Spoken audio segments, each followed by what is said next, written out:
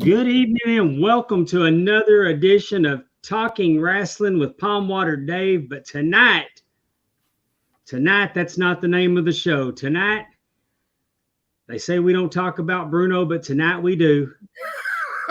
That picture. Oh my God, that picture. Tonight it's the Frank Bruno show.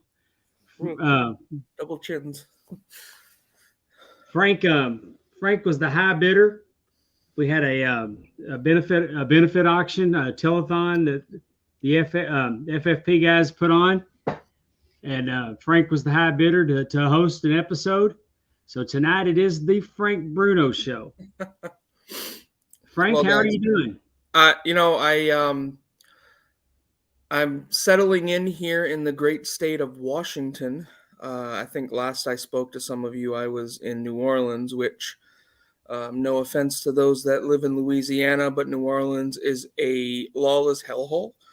And I am glad to be in the great city of, right now, Snoqualmie is where my job is, about 25 minutes outside of Seattle. So I keep saying Seattle a lot. But I'm really excited to be here in Washington. It's a different world and feels a lot more like home. And I'm also excited to be here because I was able to best the great Eddie to get this spot. So, and by the way, I did all that bidding while driving here. So, me and Adam were. So I'm really excited to be here. I'm really excited to talk about this match, and it wouldn't be a show with me if we weren't talking about the greatest in-ring performer ever known to man. No, not Bret Hart, JD. We're talking about Shawn Michaels. I was going to say, I thought we were doing a different show here than I saw on the format. Yep. Also with us tonight, as always, is the first lady of the Arn Anderson fan club, Miss Amy Vaughn. Hello, everyone. And back from vacation on his own time, on his own schedule. That's right. Mr. Nonconformity himself, the great Justin Davis. Hey, I'm off work for the summer, so don't expect me to be working all the time over here. All right. When you kind of do the introductions, you got to be here on time. That's right. I'm sorry. I was trying. I'm at my brother's and I was having some internet issues. I thought I was logged in and then logged me back out, and I had to redo the internet and all that stuff. So, you know how it goes. Hello, everybody. I'm glad I'm back. How's everyone doing? Who's this guy? This guy in a Tennessee shirt. Wait. I got to do this. There I forgot on StreamYard right here. Yeah. Is that your brother on camera? That is my brother on camera. Yeah. What's up, Justin's brother? His name's Dylan. Hi, Dylan.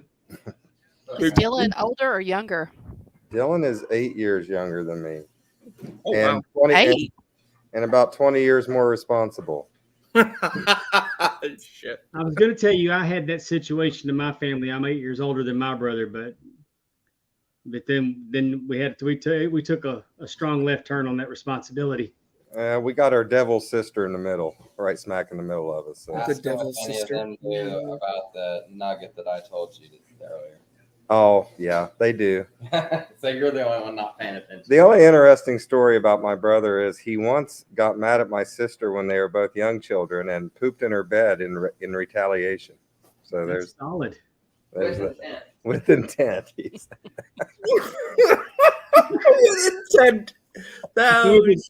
With intent. Shit with intent. Oh my God. That was fantastic. You have a run-in. I'd like the record to show that I had to remind him at noon today that he was doing this show tonight. That's all.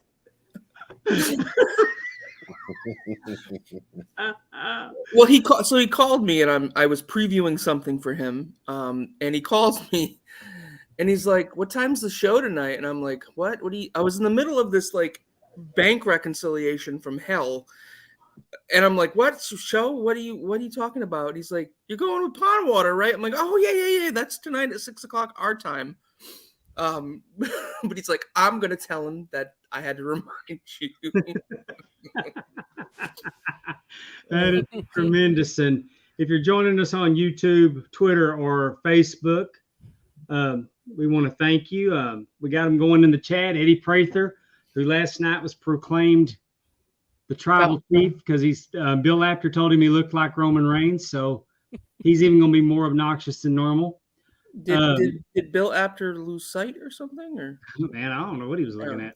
See, this is the thing. I know Eddie's mad at me, but I still love him. So, and I will love him back to liking me.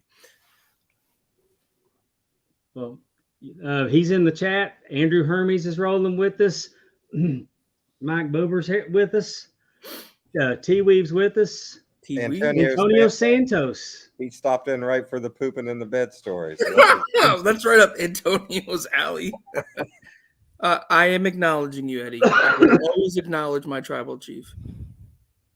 Yeah, no, Antonio, that's the normal time for you, dude. Anyway, I told him that you really screwed us, Bill. Because Brian, he says Brian Horanzo looks like a cross between Otis and Ivan Putski, so we call him Otis Putski. I love that. It's accurate. It is. Really accurate. Yeah.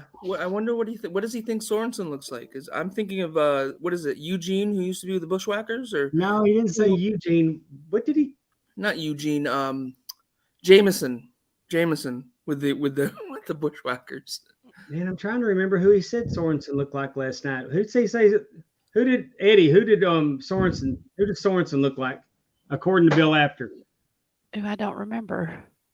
Bob Backlund. Yeah, that's what he said. Bob Backlund. All right, that's a compliment to Jimmy. I'll tell you that right now. Having shared some space with Jimmy a few times, once being in my own apartment in New Orleans, he's got some gas that could definitely clear a room. For sure. I'll tell you that right now.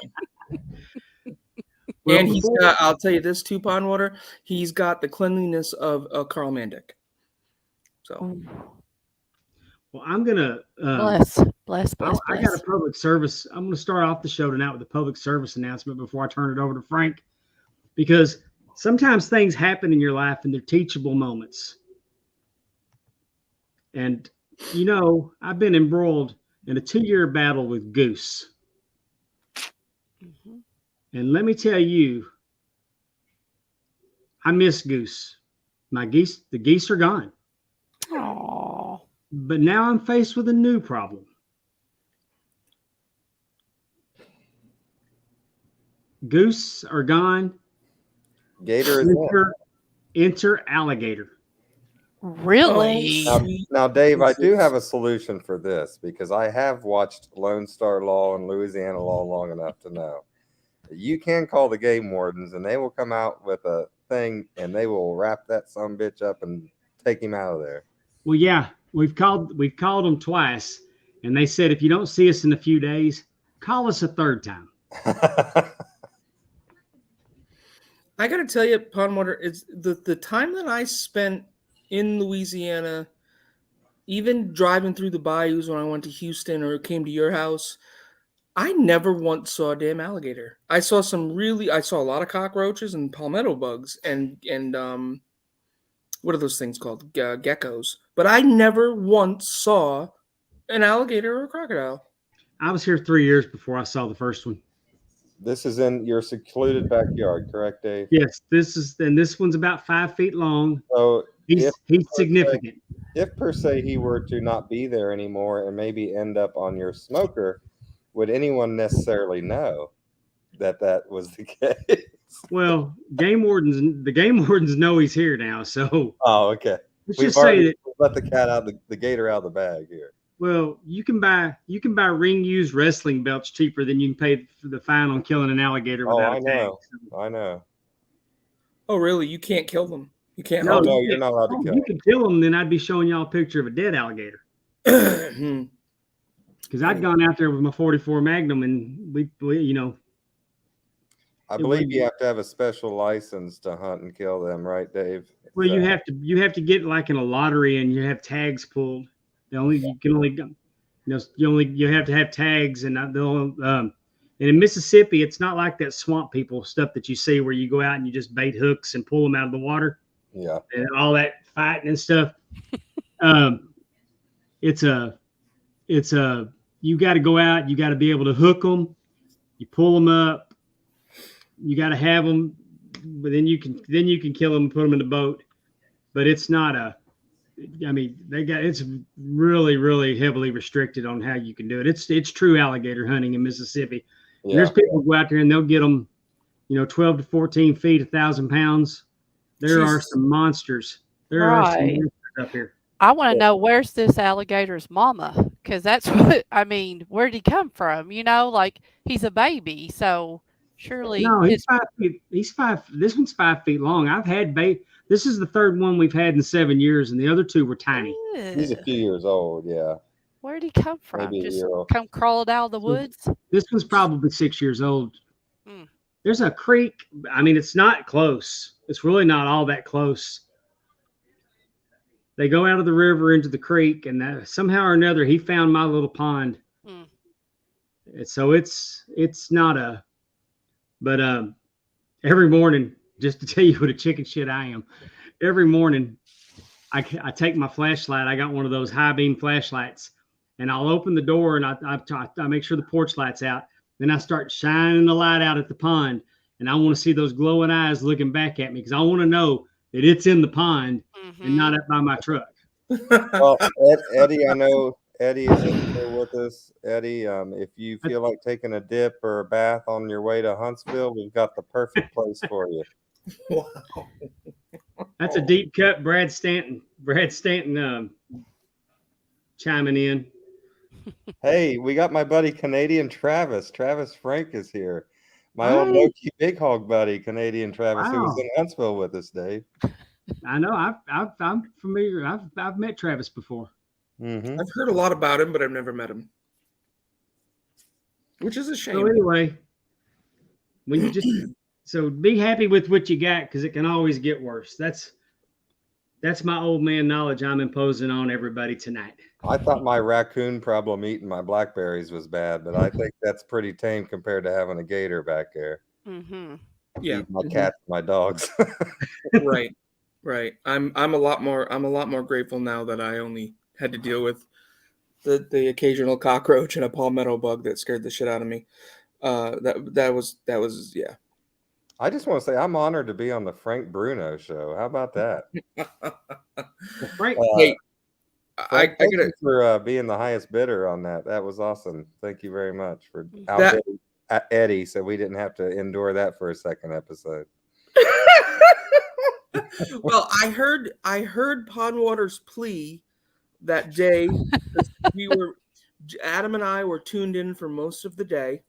While we were driving through, I believe that was a Saturday, so we were driving through Colorado, Utah, and Idaho, and I heard Pondwater's plea. We know you're the hoe. You don't have to tell us. I've been trying to be the hoe, JD, but it's just not working out for me. Seattle Tinder is a very scary place. So we'll tell you that is right it scarier than New Orleans Tinder?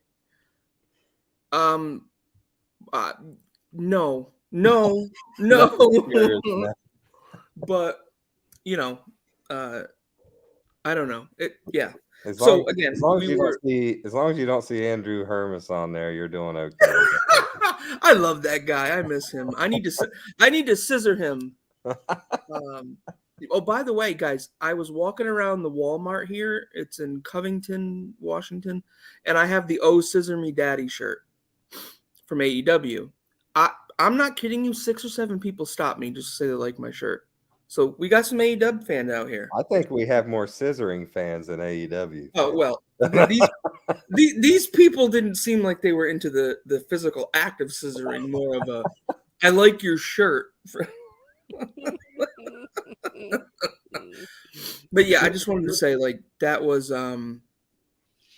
feeding the gears. That's a Lake Placid. That's a Lake Placid reference. Oh, Andrew, I love him.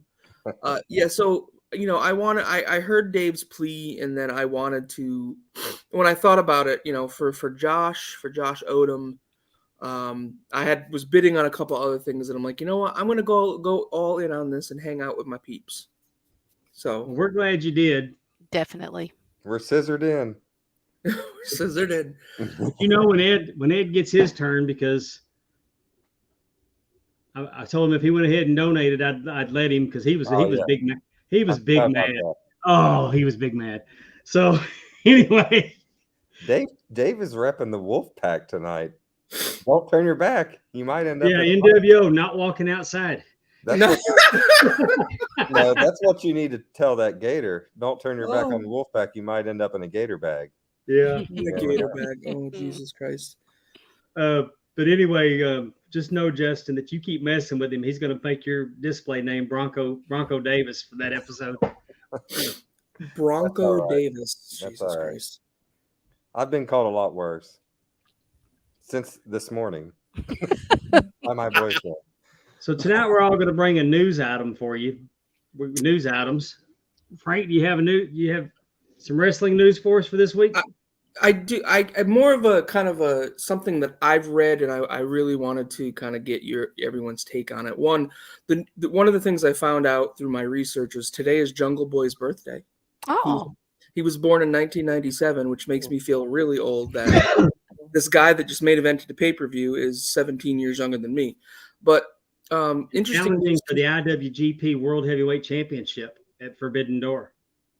Yeah. Jungle Boy is? Yes. Who is he? What's the guy's name that he's wrestling? Oh my God, that's right. That's with an S. Saying I don't know though. Senta, I think it is. Is it Sonata?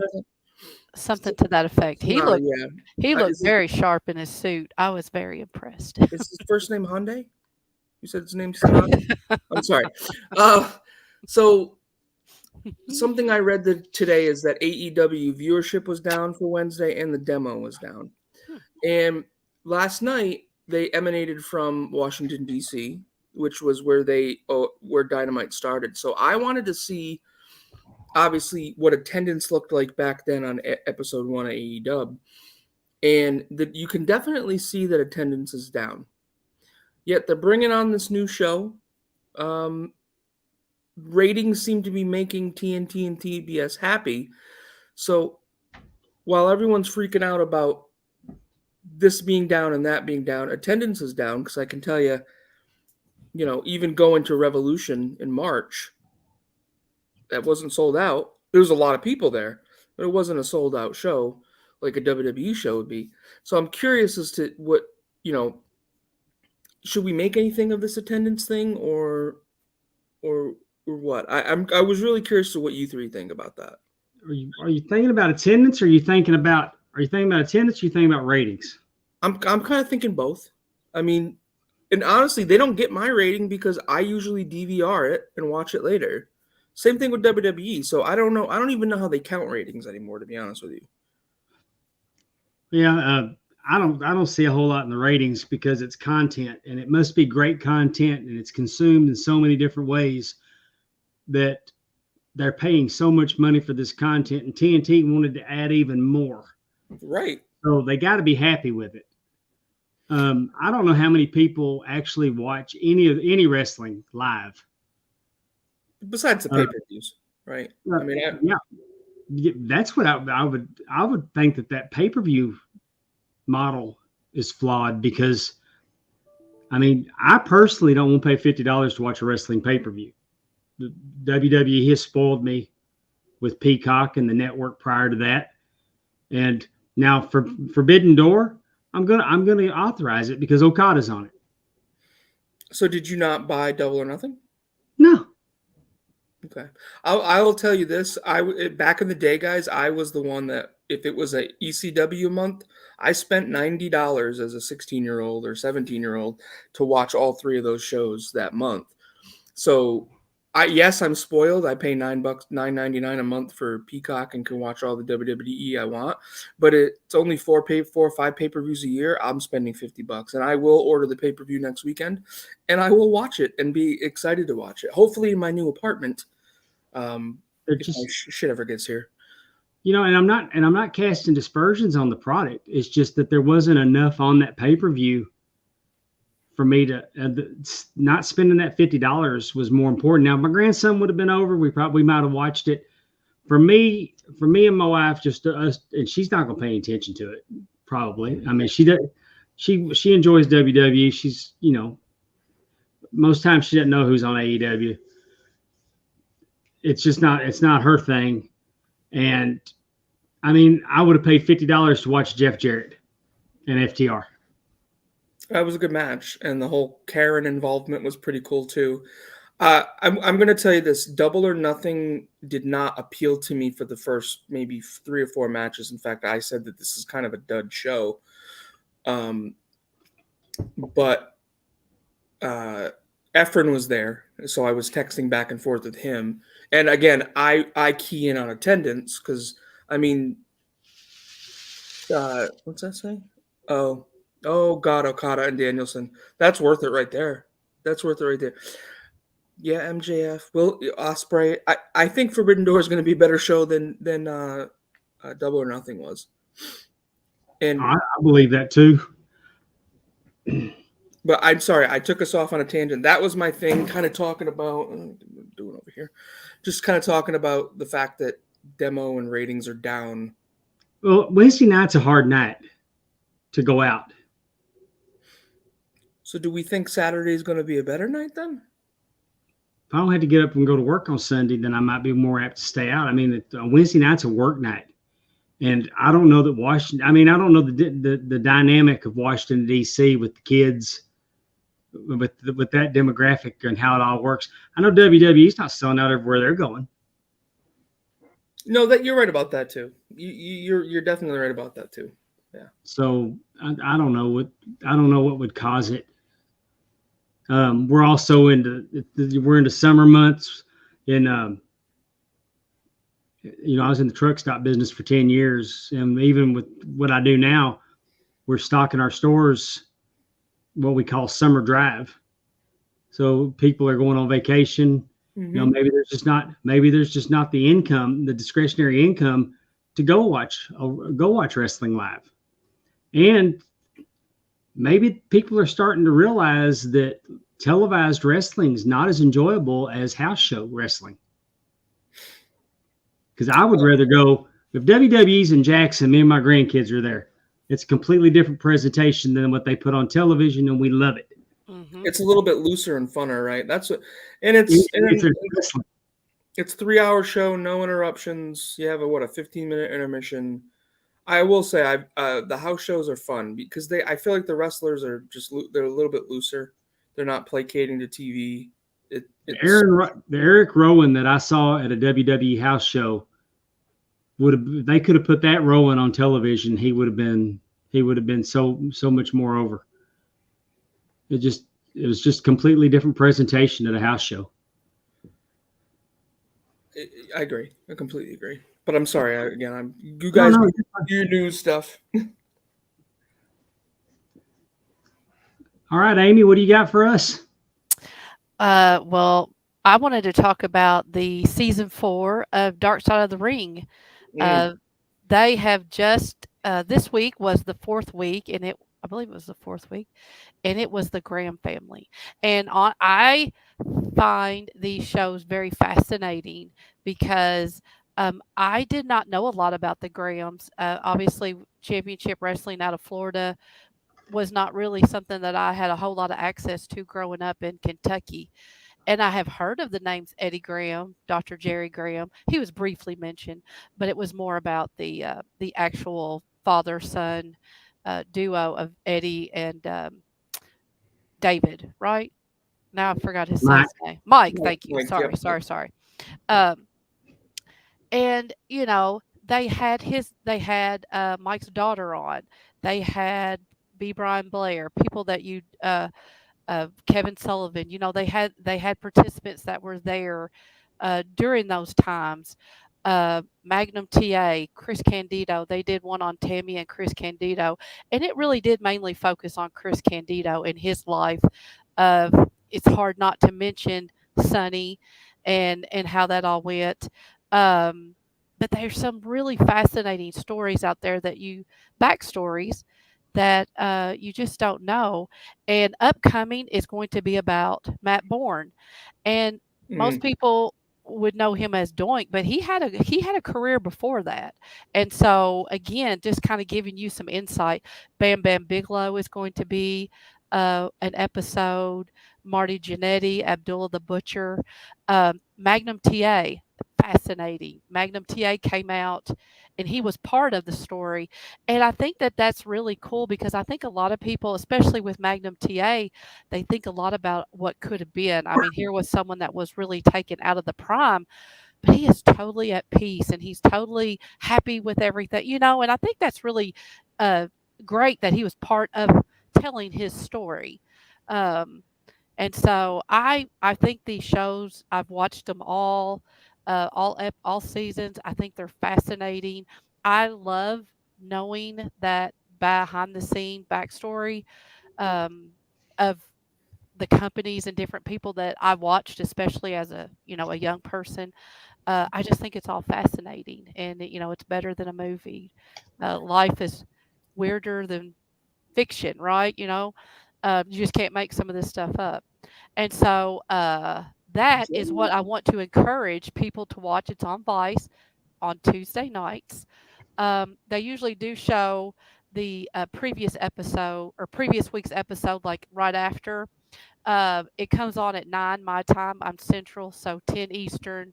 I'm not really for sure how they would do it in the Pacific. I think They um, hold it until the actual.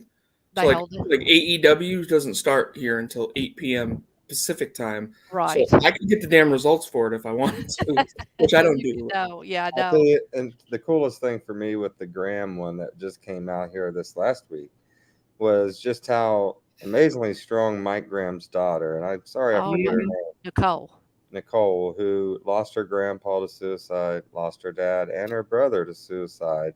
And she was just extremely strong Yeah. and very well spoken throughout the whole episode, I thought. That's Yes. got to be rough Oh my gosh. because you got to wonder why is everybody in my family killing themselves? Well, and I think she went on to either create or she's part of like a support group of Tampa. I loved Yeah. her talking about how when she was younger, like waking up. Obviously, they seem like a very close family because she would talk about and staying there, at her grandpa's house and waking up and Andre the Giant was there, or there'd be different wrestlers that were coming in. She was very much part of that life of seeing all those different wrestlers, and yeah, and then if you watch the end, I think it was Brian Blair said that Eddie Graham's father killed himself. So I Yes. mean, it was, and I think maybe an uncle also committed suicide. But I don't want to say I like what she said, but I thought it was very interesting what she said was that when one person in the family does it, it becomes an option. Like That's what I it, was getting ready to say. It's you almost know, like a snowball. And a lot yeah, of these families, they seem to deal with it once it starts, it kind of, and I don't think to say it has anything to do with genetics, but it just has to do with family realities. I think if you look at the Von Erichs and if you look at the Grahams, it became a disease that kind of took over for the family after a while. exactly. And you're right. I mean, looking at the Von Erichs and the Grahams, like, you know, um, both torn apart by suicide. And again, having one survivor with, Kevin, right? He's still alive, right? Yeah, Kevin Von Erich, having him persevered through that. And then, like you said, her who, um, again, she tried to encourage her dad to fight through it. I think the brother took them both by surprise, just the way they talked. And so, but I do highly encourage watching those shows. Like I said, to me, they give you this little insight that maybe you weren't aware of, and I like when they do bring in people. Jim Cornette has been fabulous on these episodes, talking about different things. Again, they're bringing people on that were there and knew them, even part of the family, even like with Magnum TA, brought him on. So I think that those have been very insightful. So I encourage everybody to watch. I saw our buddy Efren mention it, and I agree with him. I thought this Graham episode was Jim Cornette's best episode. Really. Yeah. I haven't had the opportunity to watch it yet. I saw. I'll tell you this, Amy. So anybody that doesn't know this, there's a streaming service called Vudu, right? I think it's Fandango and Walmart do it. It's not a streaming service more. I purchase all of my digital content there. I purchase it, I own it, it never goes away. Oh. And one thing I did was I purchased Dark Side of the Ring every year. So I've got every episode of Dark Side of the Ring that's come out. And I've gone back and I've watched past episodes, and there's things that you actually miss if you don't watch it more than once. Sure. So I would really encourage people, if they're really that interested in it, to go back and just buy them and keep. If you're that, I mean, I love documentaries, and a wrestling documentary. Oh, good Lord! Right. But with the Grahams, I'm the kind of same with you, Amy. Is I didn't know them. I knew Mike Graham was a backstage guy. I knew he was on some documentary DVDs for WWE, but I didn't know much about him until this. And to be very honest with you, I didn't even know he had committed suicide until this particular. I didn't know that it was an eye-opening episode to me, and it made me think a lot of the Von Erichs as well, which was highly publicized, right? Mm-hmm, mm-hmm. But at Dark Side of the Ring, as much as we love it, these people are people at the end of the day, and I'm looking forward to what's left. I'm looking forward to the Marty episode. Marty's 80 episode is going to be gold. I'm really looking forward to next week's Doink one. Me too. I've really heard that full story of Matt Bourne and Doink and that whole story of Matt Bourne's life. I'm not sure that I know a little bit about it. I don't know that I think this is going to be a bit like the Graham episode, where I'm going to learn more than I have in past episodes. Right. And I think another thing, just for us all out there to be reminded of, Eddie Graham was a very he was a very affluent person. He was the NWA chairperson, whatever they want to call it. Yes. Yep. You know, he was a president in NWA. President. Thank you. He was a very affluent. He made lots and lots of money. He was a good wrestler before. Before he started becoming a promoter, but he still had demons. And I think it's really important for all of us. It's not the person who's always sad. It's the person that you least expect, or the one that's always putting on a happy face. Yeah. That maybe is dealing with turmoil. So just as a little thing out there, always be kind to everyone, because you really don't know what they're going through. But I've like I said, I've really enjoyed these episodes, and I've really gotten to learn. Jim Cornette, I just want real quick with the Chris Candido, Jim Cornette and Dr. Tom, which I love seeing. And there's one other person that talked about him. They all cried. They all teared up whenever they talked about his death. And again, I think that just kind of shows how close maybe you get on the road, and that, you're part. I mean, he died 10, 15 years ago, and it's still a very emotional and upsetting thing. And again, it wasn't fake. It was a genuine emotion, and I enjoyed watching that. So I think the reason why Chris's death touched the wrestlers like it did is because he wasn't an a-hole. He was generally a good guy that they all liked. They saw him getting cheated on by his girlfriend behind his back, and he was probably a sympathetic character to the boys almost in a way. And so I think when he passed, I think it was hard for them in a way, especially, Jim and those guys who'd known him for a long time. Well, and two, he didn't pass away. He had gotten off the drugs, and he was making a comeback, and he died of a blood clot, and so it wasn't, it was almost like his opportunity was snatched from him. And, like he was becoming, like you said, what everyone saw what he could be. He wasn't with her, it was sad, to I think see. the only fault you could lay at his feet is don't get on that plane But wrestlers are big, strong guys, and they think that Exactly. nothing like that's going to hurt them. I mean, I Well- get. Oh, All I'm right. sorry. Go ahead, Dave. I was just going to add that I know some people can't get Vice. I know some people can't even get A&E. I've had that problem, especially if you're not on DirecTV or Dish Network, because if you try to buy those apps, Right. Sling has them. I don't know if anybody does that, but well, just FYI. I found an app called Friendly TV, and it's very affordable. Yeah. It's like $8.99 a month, and you can get Vice, you can get A&E, and then they got a lot of fun channels on there too. A lot of classic television channels, a lot of old programming, and Remind you of the good old days. but it Dave. also has DVR ability, so you can tape all the episodes. You can and you can go watch them anytime you want to. So it's an alternative that I've found, not being able to get because I can watch A&E after the fact, but like the Most Wanted Treasures, until the season's over, I can't watch this season. So Oh, really? yeah, so Terry Weaver is saying are these fun channels, like when we had to watch Skinamax Through the Lines back in the day. I mean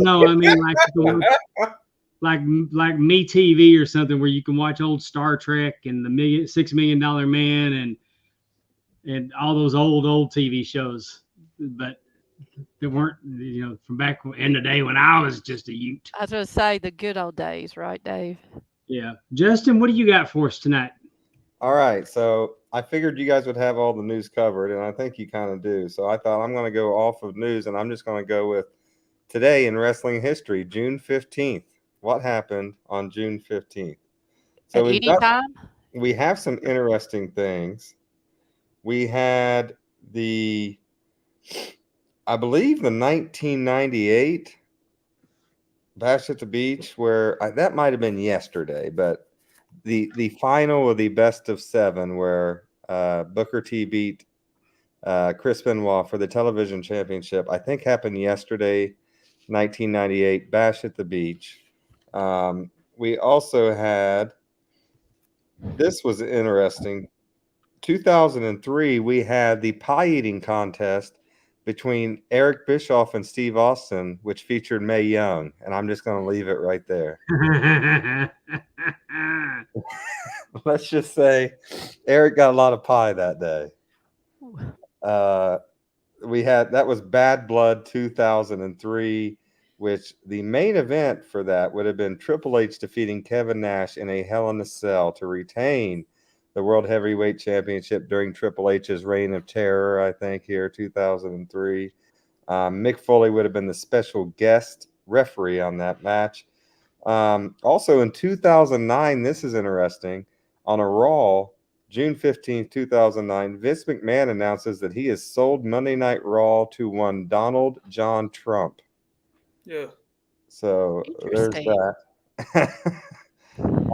That pretty much wraps it up. The main thing was the anniversary yesterday of Bash at the Beach 1998, which I do remember being a pretty fun show. I believe Hulk Hogan and Bret Hart took on Macho Man and Sting in the main event of that match. So that is this day in history. That's funny. And as Frank said, it's Jungle Boy's birthday. So at his 1-year-old birthday party, he was watching Bash at the Bash at the Beach. I should have alerted Teppy to the pie eating contest. We could have got video of that, but that's all right. We'll do without. Darn. Right. When you said Mae Young, all I could think about was that old refrigerator pie, Dumb Ways to Die. Oh, I watched the video today, and she gave the biggest Bronco Buster to Eric Bischoff's face probably the one they loaded her up with sardines. Yeah, I think so. And she was in a G-string, so it was fantastic. She showed them cheeks, as old Junkyard Dog would say. Slap them cheeks, or whatever the song. We might have to ask Eric about that next week, right? Yeah. My news is pretty quick. It's on Raw Monday night. They presented Rhea Ripley with a new title belt, much like Seth Rollins' title belt, except Rhea's is on white leather, and now Seth has the World Heavyweight Championship. Rhea's the Women's World's Champion. And then over on the other channel, you have the WWE Women's Champion and the WWE Universal Champion. And I don't know if they botched when they gave Asuka the belt, because her belt actually says Universal on it. Oops. But the thing that I like about all these, and I think that by far out of all the WWE belts now, the white leathered women's belt that Rhea Ripley has is by far my favorite one that they've done. I really, really like it a lot. But but I like how there's not a Raw champion or a SmackDown champion anymore, that it's a world champion and the WWE champion, or Universal, if that's what it's going to be. But I really, really like it that because I was we even talked about it on the show, that I thought, oh, great, you're the champion of Raw. You're a television show champion. Then on the other channel, you're the SmackDown champion. Woo. I mean, just being, it's like next week on an episode of The Big Bang Theory, Shelton's the sitcom champion. I mean, I love that show. Yeah, I'm just saying. We do have a TBS and TNT champion or whatever. So. And that's smart. They catch crap for that. But I mean, they put the Turner Mansion on the side plates. That's, kissing the network's ass does not hurt, because look how many hours of programming in prime time they're getting now. 5 hours a week. Right. And how many stencils of DraftKings did we see on the, they're very much into advertising. So. They have a television show where Darby Allin actually comes out and says that him and Sting are equals. And TBS is cool with it. Says, here, have 2 more hours on Saturday night live, so we ain't even edit that bullshit. I don't think you say all that shit you want to say. No, Darby did. That was not what he was saying. You know that. That's not what he was saying. I agree with you, Dave. I think it's a good thing to put the TBS title on it, all that. But where does it stop? Like, do we have the Kellogg's title if Kellogg's is going to be a major sponsor? And you know what I mean? Like, where do we end with that? I guess would be my question. The world have Chris Jericho getting thrown off the stage into a vat of milk and cornflakes. Well, I do want to respond to a group, a person messaging in our chat here. One Andrew Hermes says, "What does Justin know about pie? I can say I at least tried it. Don't recommend." Well, let me say to you, Andrew, I have tried it more than once. All right, so don't ride your high. 10 out of 10. We'll do again. So has Andrew tried some pie? He says he has. During the Obama administration. I think it was like one of those English pies. It was sausage pie. That's what they got over there. So he says he has. So he's not Gold Star? That's what he's saying. Okay. Listen, I never claimed to be a Gold Star, although I will eat there here in Cincinnati any chance I get. Skyline too. Ben Jones is joining us live from Australia. Ben Jones, my dude. My dude. We did like a pop-up episode of Zip Code Bros. Sorensen says, "Hey, can you join this Zoom link?" And I'm like, well, they all know that. Wait a minute, Jimmy Sorensen randomly sends out Zoom links? Yeah, right. So we're like, again, I couldn't like say, James, I can't. He knew I was just in a car with Adam 5 hours away from my destination. So I get on there, and it was a pop-up episode of the Zip Code Bros. So Ben and I were talking a little bit about the funnel web spider, which gives me the heebie-jeebies. I always want to ask him about all these deadly animals in Australia every time. But to them, that's their home, so they don't even whatever. Like, well, he did say in the chat that pie is tremendous even in Australia. So there's. Now I feel like I told Chris about my alligator. Oh my God, your alligator ain't nothing. He's got 18 feet great white sharks down there chasing him around. No kidding. Those kangaroos are kind of vicious too. You hush, Bobby. Hush. Yeah, Jimmy went to Japan. Mm-hmm. Hey, I told Jimmy last night that Jimmy is like a luchador. He's going to get all of his shit in every chance he gets. He is going to flip flop and fly on every damn podcast that he gets on. We love him. We do. We do. love him. Listen to Mommy Amy taking up for him over there. Are we No, done with you our only make- news, Dave? You only screw with the ones you love.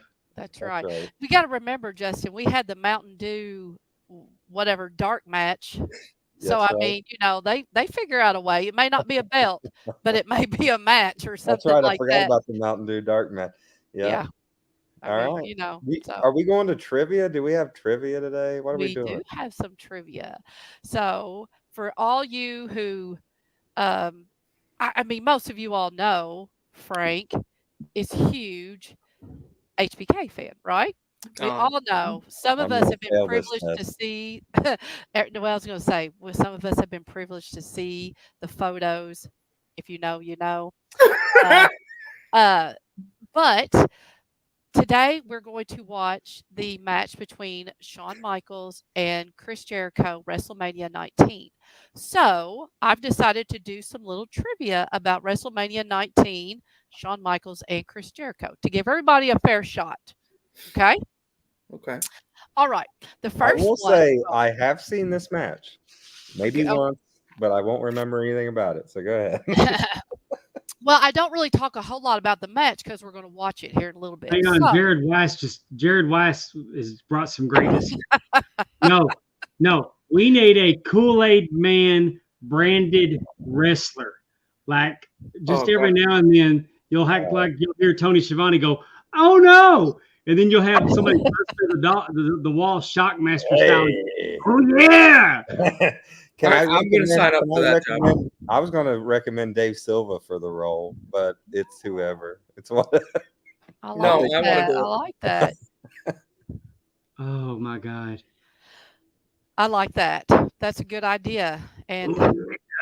we'll see if they're listening, right? We'll see. We just have to listen to Frank and Dave's "Ooh Yeah." Whoever has a better one gets in the Kool-Aid outfit. At Pondwater. It gets in the Kool-Aid outfit. All right. First question. This is obviously short answer, I guess you could say. There were 3 firsts surrounding the location and the WWE branding to happen at this particular WrestleMania. Can you name them? So there was a first regarding the location, and then there were 2 firsts regarding the branding. And it all happened at this WrestleMania 19. Do you have any idea? I want to say it's the first time WrestleMania was in a baseball stadium. No. Oh, see, what am I saying? Sky Dome. That was WrestleMania 6. I'm going to say first time WrestleMania was in a football stadium. That's not No. a football stadium. Think about location. Seattle. Seattle. Okay. Is it the first one in the Pacific Northwest? It was the first one actually held in Washington State. So, Yes. Oh, okay. so it was the first time WWE. Yeah, I think had they been finally in got the Washington. commission out of there. There was a problem with and they weren't running shows up there. It's probably the first big show after they got whatever that issue that resolved that allowed them to get in there with wrestling. That's right. Shh, Jared. And again, do you know what the other firsts were? I'm gonna guess it was the first one where they got the F out, right? Yes, it was actually the first WrestleMania under the WWE brand. They apparently had, the lawsuit with the Wildlife Federation. Yeah. So when you this said branding, that popped in my head immediately. Like probably, but I was thinking it was a little late for that, but I guess not. I know it does seem kind of late, but no, it wasn't. I mean, it was in 2002. So this 2003 WWE was the first time they had that at WrestleMania. And also, it was the first WrestleMania after the brand split. This is the first time. Oh, right. The awful brand split that we all wish could have be redone or just not happen at all. Exactly. I know. I feel like they've had, 10, they've just had so many, we forget. This is the first WrestleMania after they had the brand split. All right. Second question. Who was the headlining inductee into the 2003 WWE Hall of Fame? Ooh. Was it Big John Studd, Jesse the Body, there was no main inductee, or Harley Race? I'm going to say B, Jesse the Body Ventura. I feel like there was no main inductee that year. I'm going to go Harley Race. All right. If you remember from a previous episode, the Hall of Fame had actually not happened. They took a hiatus between 1996 and did not restart until 2004. Yeah. So there was no main inductee. There was actually no inductees for 2003. I'm glad we all picked all the answers except the one that we knew wasn't right, which is Big John Studd, because he was dead, and ain't no way they're going to headline a dead guy out there. Well, and what's interesting is that when Big John Studd went in, like I said, in 2004, they did not have any headlining inductees. That actually did not start until 2005, and that was when Hulk Hogan was inducted. That actually started the trend of having like a headliner. Yeah. You know. So I'll tell you this, 2004, to me, the headliner of that, if you go back and watch it and listen to the speeches, was Bobby the Brain Heenan. Oh, definitely. Oh, without question. I was going to say the people that were inducted were Big John Studd, Greg the Hammer Valentine, Sergeant Slaughter, Bobby Heenan, Junkyard Dog, Harley Race, Don Morocco, Tito Santana, Superstar Billy Graham, and Pete Rose. I always felt like this might have been the greatest class. Like it really was a good class when you look at it. Yeah, and I think, like you said, I feel like these are a lot from that childhood of watching, you know, Greg and the staple people, you know, Valentine, Jesse, you know, Morocco, Tito. Like, I feel like that was kind of, you know, ones that we constantly Any chance we get to talk about the Hall of Fame, I'm going to continue to pound the table for Lex Luger. Someone put Lex Luger in the Hall of Fame, please. I agree with you, JD, on that one for sure. Well, you know, there seems to be some good changes coming with the WWE, so we'll see what happens in Philadelphia, right? What was the official theme song for WrestleMania 19? Was it that I know. Crack Addict by Limp Bizkit? Was it My Way by Limp Bizkit? Tear Away by Drowning Pool? Or Ladies and Gentlemen by Saliva? Pretty much in this era, if you pick anything from this Limp Bizkit, you have a good chance of winning. So I'm going to say, I feel like it was not, okay, WrestleMania 19. Yes, it was My Way or the Highway by Limp Bizkit. Crack Addict. Dave? I'm going to go with Frank because he's all up in this episode. That's true. I mean, but I really was going to guess Ladies and Gentlemen, but My Way was 17, Justin. Okay, yes. I knew it was the Austin Rock one, and I knew 19 was Austin Rock, and that's why I was thinking that. So, yeah. It was, you are correct. It is Crack Addict by Limp Bizkit. Only WWE would have Crack Addict as a song for WrestleMania. Exactly. My Way, like you said, Dave, was from 17. Ladies and Gentlemen is from 23, and it's a really good I feel like it's a really good song. I forgot where Tear Away was. It was it might have been 18 because I tried to pick ones that were kind of close. Was 18. Yeah, I kind of picked up that was kind of close so I could trick you. One of the other things about this is that Limp Bizkit was live at this WrestleMania to sing Undertaker's entrance song. Nothing will ever be as good as Motorhead singing Triple H's song. That's maybe the best live performance. We are Motorhead, and we're going to kick your ass. Yes, it was pretty impressive. Yes, you're right. That is pretty impressive. I was in the building for that. Yes. All right, number 4. Who won the 2003 Royal Rumble to receive a shot at the WWE Champion at WrestleMania 19? Was it Undertaker, Brock Lesnar, Big Show, or Kurt Angle? Brock. Yeah. It's Brock. I'm going Brock. Dave? I was thinking Kurt Angle. Actually, Kurt Angle was the champion, and you all, Frank and Justin, were correct. It was Brock. So Brock entered at number 29, and he eliminated 4 people to become the winner of the Royal Rumble. So, like I said, he took on Kurt Angle for the championship in that main event. And many remember this match because This is where Brock Lesnar almost killed himself Yeah. by performing the shooting star press. I do want to mention something that someone said in the chat, and that is the fantastic Huntsville Zone, Terry Weaver. When you mentioned that you saw Motorhead in Houston, Dave, he said, "That's nothing. I saw the West Texas Rednecks live." So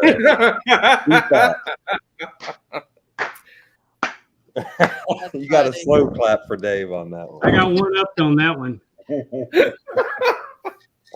But even with that, It mishap. was not a failed moonsault, Eddie. It was a shooting star press. Yes.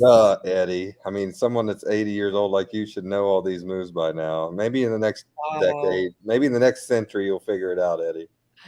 But Brock did end up winning the championship. All right, next question. With a broken freaking neck. With a broken neck. What match number was Jericho and Shawn Michaels at WrestleMania 19? Was it number 8, 7, 6, or 5? I'm going to go 5.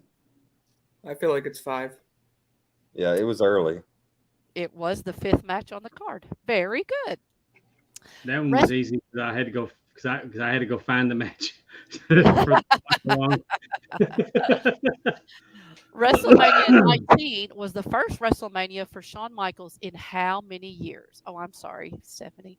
WrestleMania 19 was the first WrestleMania for Shawn Michaels in how many years? Is it 3, 4, 5, or 6? 6. 5. Well, 98 to 2002. Yeah, 5. Yes, WrestleMania 14 was the last time Shawn Michaels was at a WrestleMania, and that was when he was with Triple H in China, and he fought Stone Cold with Mike Tyson as the special enforcer. Live from Boston, Massachusetts. Another one of those circumstances where Shawn couldn't put the belt over well because he was hurt. Anytime he had to give the belt up, or Frank, he's always hurt. He lost his smile, his knee hurt, his back hurt, something hurt. Whose career was longer, JD? Brett's or Shawn's? Thank you. Oh, I'm next digging. question. I'm really digging how the questions come up on the screen. I like that cocaine bear. Yes. Yes. Cocaine bear / crack coon. Always trying to make it interesting. Crack coon's using the same font. But all right. I like it. Shout out to our producer, my lovely and talented wife, Stephanie. Definitely. Eddie's going to get some heat with me. She's doing the Lord's work in the background. HBK had to fake something. You know what? Dave, this is a lot better than at the beginning when me and you wrote our answers on a whiteboard. Now we've got the question up here. Look at Teffy. Right. He's stepping this game up. Hey, she had an idea. Justin. Hey, I like it. It failed in execution. Okay. I hope she keeps coming up with it. I'm saying it's good. I'm saying this is good. We're new and young. So right, we just got to keep trying whatever works. All right, next question. How many of Shawn Michaels' WrestleMania matches went on to win PWI's Match of the Year award? 6, 9, 11, or 14? How many of Shawn Michaels' WrestleMania matches went on to win PWI's Match of the Year award? I guarantee 96, I think, did win it. But there wasn't a whole lot of great matches going on in 96 unless you're watching the cruiserweights in WCW. I'm going to go with the relatively low number and go 6. I think 97 he won it with him and Taker. I think, I'm going to go with a low number with Dave too. I'm going to have to go 6. I'm saying 6. All right, you all are not giving Shawn Michaels' WrestleMania matches much credit. Well, we're giving the matches credit. We're not giving the readers of the PWI that much credit. PWI is not the wrestling. You know what? I bet him and Tito's match got Match of the Year in like 92 or whatever. No. The answer is 9. So Shawn Michaels has had 11. He has received 11 awards as PWI's Match of the Year. Okay. So the first one was in '93, and it was a Raw show, and it was Shawn Michaels versus Marty Jannetty. Then WrestleMania 10 with Razor. Oh yeah. WrestleMania Wait a 11. minute. Shawn Michaels versus Marty Jannetty got match of the year. A Raw episode in 1993. Yes, For the probably like Intercontinental- right after he threw. Yeah, for the Intercontinental Championship. After he threw him in. But this is WrestleMania matches, right? I was just saying that. Yes, I was just saying that he's had 11 matches be match of the Oh. year. Oh, okay. 9 of them were from WrestleMania. WrestleMania. Gotcha. Sorry. I was just telling them all. I'll just tell you WrestleMania ones. WrestleMania 10 with Razor. Which is WrestleMania- wrong because Brett and Owen was better, but go ahead. WrestleMania 11 with Diesel. WrestleMania Okay. 12 with Brett. Yeah. WrestleMania The one with 20. Diesel's wrong too because it was with Diesel. WrestleMania 20 with Triple H and Chris Benoit. It was a 3-way. WrestleMania 21 with Kurt. WrestleMania 22 with Vince McMahon. Oh, I'm not yeah. sure about that one. Oh, I love that. WrestleMania 24 with Ric Flair. And then WrestleMania 25 and 26 he had with Undertaker. Okay, can I just make a point here? I know Frank's going to disagree with this. This Okay. list is bull crap, and here's why. Dave Meltzer's readers are trained every week to lick on Shawn Michaels' butt. Wait, this is not And this is that's what they- PWI. This is not Meltzer. This is not, PWI. Okay, this well, is If this not the was Wrestling Meltzer, the Observer. choices would have been 0, 1, 2, and 3. okay, so it's magazine readers Pro Yeah. Wrestling Illustrated. who are I trained initially knee jerked on it being Meltzer too and went with the who low are number. trained to know that Shawn Michaels is the best, and we have to rank him the best, even if he's wrestling Marty Jannetty on a Raw. Maybe Come on. if Brett had wrestled past 1999, and I know it wasn't his fault, maybe he'd be on this list more too. Okay. Shawn Michaels is the greatest in-ring performer ever. Him and Ric Flair are 1 and I 1. love that match with him and Hulk Hogan. He was fantastic in that. When he At bounced WrestleMania. when he he's- bounced into the stands and into the basement and everywhere else that Hogan barely touched him. He knows was how to perform overselling at for sure. WrestleMania. Yeah, at least he bounced. I mean, look at Brett. When Goldberg hit him, he didn't bounce at all. He bounced his head Oh off. wow! Oh no! Oh. poor All Brett. right, number 8. Was 2003 the year Shawn Michaels and Chris Jericho won the Feud of the Year award by PWI? Yes or no? No. No. What you think, Justin? No, because I don't remember much about that feud, so I can't imagine that would be the feud of the It year. should have been 2009 was their feud of the year. They hugged at the end of the match.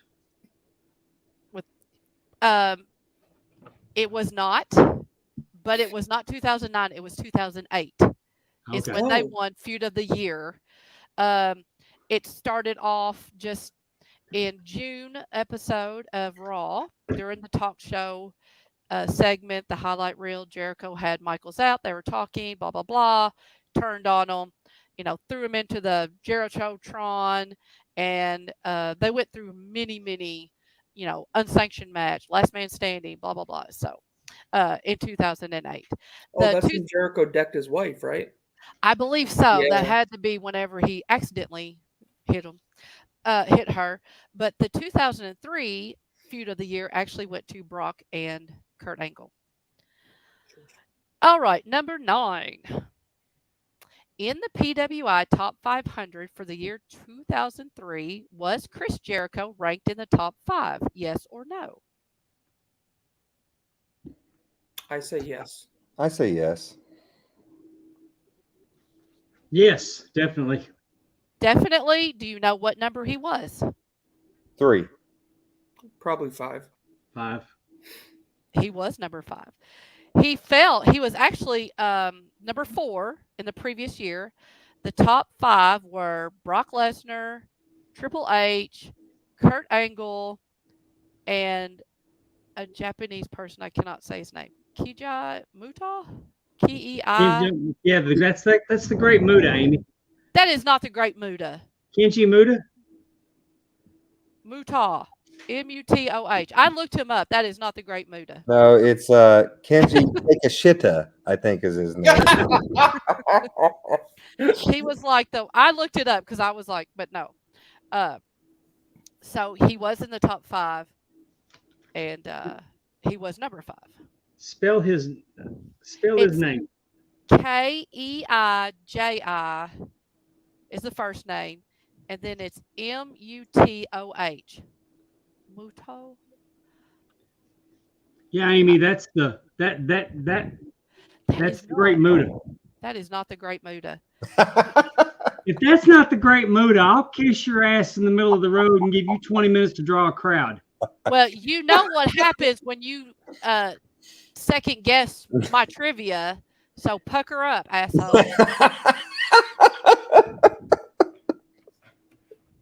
Wow. Shit. What is up? This is why I don't ever second guess Amy's trivia. I'm not a bad boy like Dave. I just sit here and get questions wrong.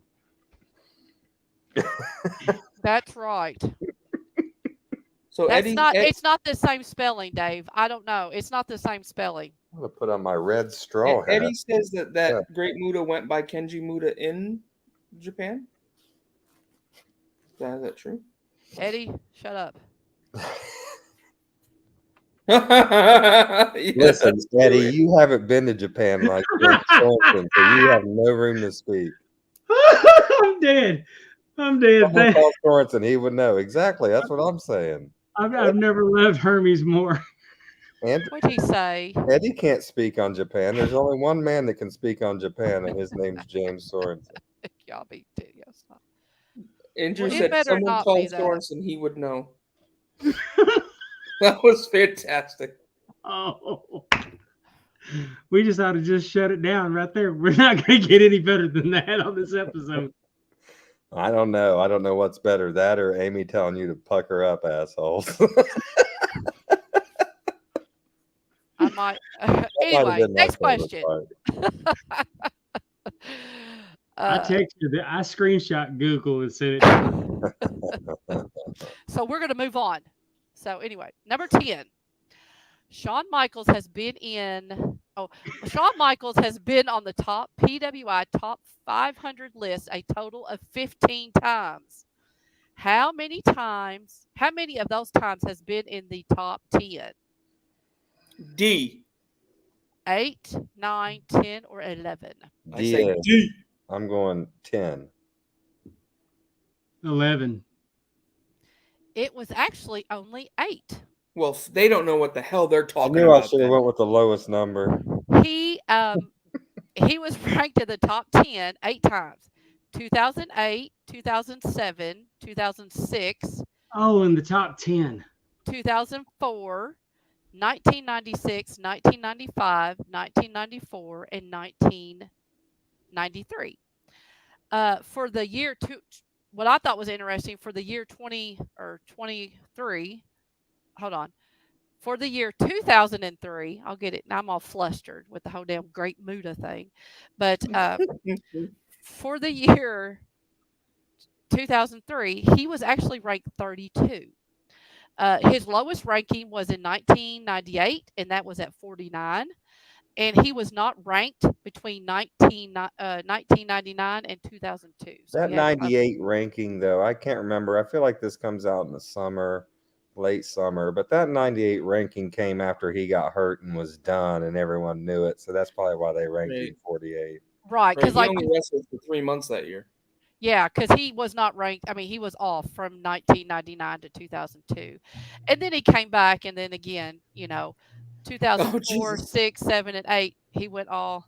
That's the one time tonight, Frank, that you're going to get me to take up for Shawn Michaels right there. There's the Great Muta, spelled M-U-T-H-O-E. My name is Kenji Muto. Okay, fine. And do you know who gave Pondwater? Do you know who gave Pondwater that?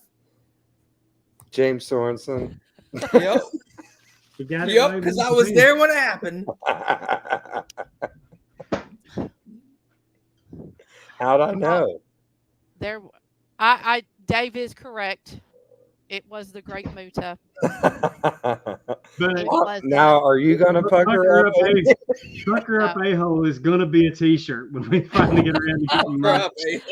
I just want, so when I looked, I just want because it does, I don't know why see, when I was looking up this information and looking who that was, they say Super Black Ninja, they say all kinds of stuff, the White Ninja, all this stuff, and like very, very last, it says the Great Muta. Why would that not be first? But anyway, I'm sorry, Dave. Well, maybe Benjo, because they yes, he rank did. it as his names in Japan, which he's more famous in, and they rank his American smaller career a little more down the line, I guess. Maybe. Eddie, you better be careful. No.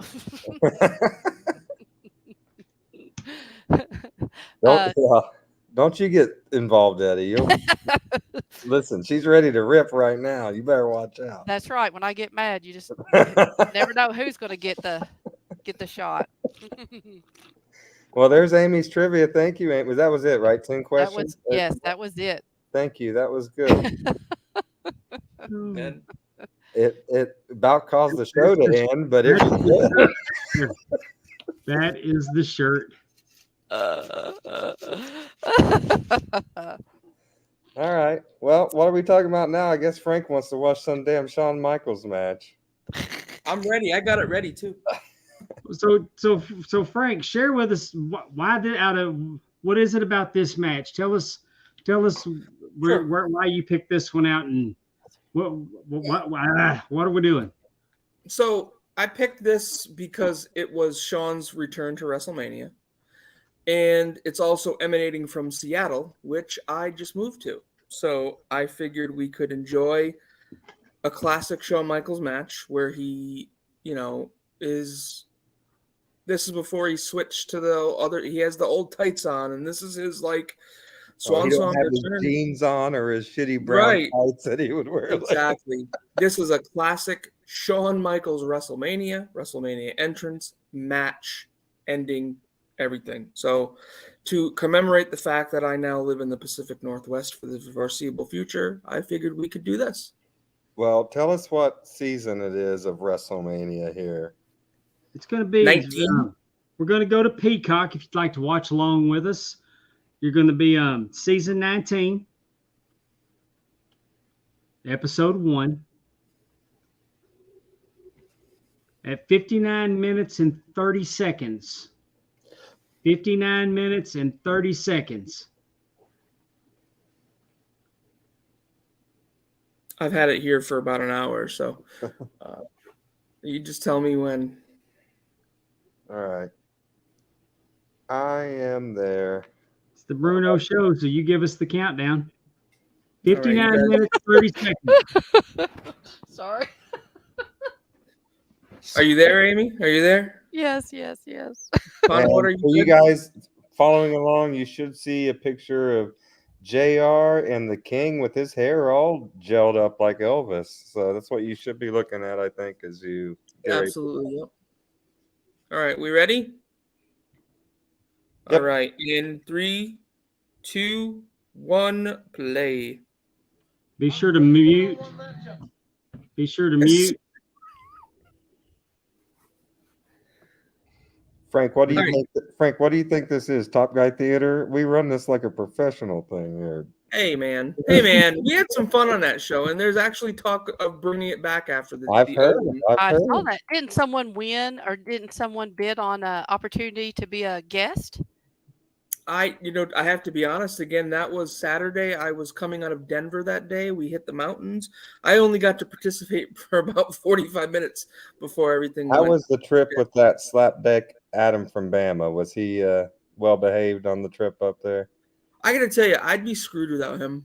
Oh, I know. He's your Rand McNally. Without him, you wouldn't have it. I mean, there were some 12-hour driving days. So we did 7.5 to Dallas, and we got to tour. It was fantastic, guys. My father was born in 1957, so his favorite president's John F. Kennedy. Mm-hmm. and we went and we toured the 6th floor museum of the Texas Book Depository. That's awesome. Where- That's on my list Cool. to visit. Yeah. We also went and walked down to the grassy knoll, and where Mr. Zapruder shot his infamous film. And what I didn't know was that they actually put X's on the road They do. They have the where spot. Yeah. where it happened. So Let me ask you this: did you go to the grocery store parking lot where Pondwater Dave was shot in the head? I mean, I know you went and see JFK's thing, but you didn't go to Pondwater's. I I'm- took the JFK experience a little bit further. It's funny. I'm not gonna. It's actually that's not funny. Pondwater told me that story in person in his kitchen, and my jaw dropped even then. Oh yeah, you can Um, I go back and listen in the I archives. and- appreciate President Kennedy for going to Parkland, so I knew to go to Baylor. That's right. Well, Yeah, that was President Kennedy actually saved Dave's life in a roundabout way. yeah, just so to be honest, being there, it was a humbling experience. I cannot recommend more going into that museum. They have Oswald's wedding ring there. They have a replica of the gun. They actually have the window he shot out of glassed off, and it looks like it did back in 1963. It is a sight to see and to know what took place there on that day.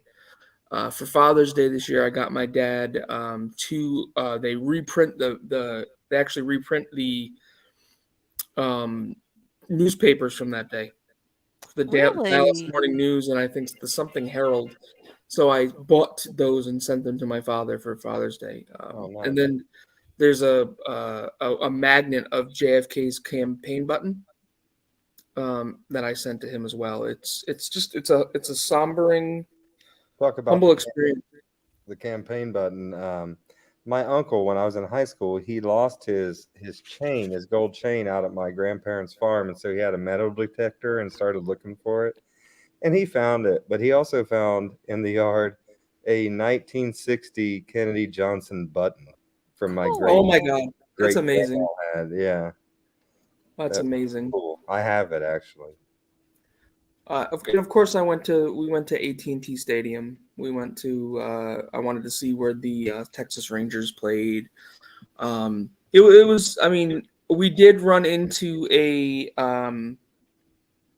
There was a tornado watch in Amarillo, and as we're driving through Amarillo, it starts downpouring like I've never seen before, wind like I've never seen before, and I was white knuckling my phone to the point where my fingers went numb. That was the only time I was fearful. The rest of the drive was so beautiful. Mm-hmm. Going through Colorado. I saw the Going through- pictures y'all posted. Those were nice. I wanted to see where the Broncos played and we went down where Coors Field was in Denver. What was real cool too is the Boise State Broncos. They have that blue field. That's blue field, yeah. We went there. That was really neat to see. Mm-hmm. And then I took Adam on a little tour when we got here, showed him the Space Needle and Lumen Field where the Seahawks play. T-Mobile Park. Sure you took him down to the seafood market where they throw the fish at you and all that, right? I showed him where it was. We didn't go down there. We got HBK. I know that as a joke because I know Frank has an aversion to seafood. I hate fish. Hate it. But I took him to show him where this show takes place. It's now called T-Mobile Park, but at the time of the show, it was called Safeco Field. Safeco Field, yeah. Which is, if you ever see it in person, it looks a lot bigger than it is because they actually have a whole the roof retracts, but it rolls out, and there's a whole space next to it where it needs to be. So when you're coming up on it and the roof is open, it looks massive. Hermes, when they close it. In the chat, Hermes is trying to educate me on why Lyndon Johnson was picked as vice president for JFK, which I know that story, Andrew, but I appreciate your historical information over there. My dad told me that story, JD. Yeah. I don't know if I fully Robert agree with Kennedy hated Lyndon Johnson and did not want him to be on the ticket. And JFK knew he kind of needed him to get those Southern Dixiecrat senators in line. Yeah. I think they all do that anyway. I mean, yeah, he did it for the Southern vote. Well, or just pick a person that will get whatever votes you are not getting, Well, so. I wanted to comment because this match is getting ready to start. We see HBK coming out here in his classic red and black stuff with even the DX kind of stuff on, the X on his chest. This is one of the first and only times I remember seeing, and I'm sure he wore them on Raw, but I don't remember Jericho in these teal tights a lot. It's kind of weird to see Jericho in these teal tights. Yeah, I'm digging that gear. It's definitely his Y2J gear. Most Wanted Treasures needs to do an episode on Shawn Michaels' gear or something, because I would love to see that shit. You think he has it? I think Shawn has some of it. Like, I would love Shawn hung on to it. I'd love to see his WrestleMania 12 stuff. That white. The white, that is some of his best gear. Yeah. Now, I personally, what he's wearing in this match, this was the version of Shawn that I like the most, where he's, all right, it's gonna sound weird, but he's wearing the assless chaps, and where in It doesn't sound weird at all. Yeah, not weird at all. In the future, he goes to an outfit that pretty much is the tights that look like the chaps are on it, and so, like, this is the show. This is my favorite Shawn gear. This is the showstopper. He's still cocky here. He hasn't really. Later he becomes more humble, if that's the best way to describe. Well, he also tags with God later on, so you have to be. I couldn't stand that. I couldn't stand that at all. I do. That's probably one of my least favorite things they've ever done. Oh, yeah, I didn't like it at all. I thought it was. What really bothered me was when Vince was in a Catholic church and he went over to the holy water and was drinking it, and then he's like, "Who am I?" and he drinks it and goes, "I'm Triple H." Like, I thought it was just like, oh my god, if he'd got struck by lightning, it would have done a lot for my faith. Yeah. I think my favorite Shawn tights, Frank, are the white ones from 12. Yeah. After that would be those teal ones that he wore right before that in 95. Remember the teal and black ones that he would wear that were striped kind of just like these red ones, but they had the black hearts and the teal stripes on them. I think I do know what you're talking about. Yeah. It was like from like In Your House 95 or something like that. Oh, yeah. What, you talking about the ones he wore against Jarrett? Yeah, I think he wore against maybe Diesel or somebody in 95, whoever he was fighting. But yeah, I like the teal ones. But the white ones, I think, from WrestleMania 12 are the best. I would love, if they ever did one on Michaels, I would love to fight. Because that's what's cool about that show is, like, even though you're not, like, there to actually touch them or whatever, to, like, see them that up close. Mm-hmm. Like, Mankind's shirt, did you guys, that was, like, I think the first episode. I was just floored by that. And then you go to the Brett episode. Loved the Brett episode where they found his WrestleMania 8 jacket. Yeah, me too. Oh my goodness! To me, if I would love to have a pair of those old school Brett boots, the white ones with that black leather, like they look like the old Air Jordans with the little pink star on. I'd love to have the boots, but there was some really cool stuff that guy has in his room of Brett. Like, he's got to be one of the top Brett collectors in the world.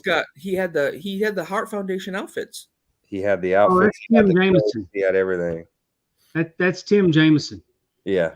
You can find him on Instagram under the Ring Worn. He'll periodically post. He's really timely about the pieces that he shows. Yeah.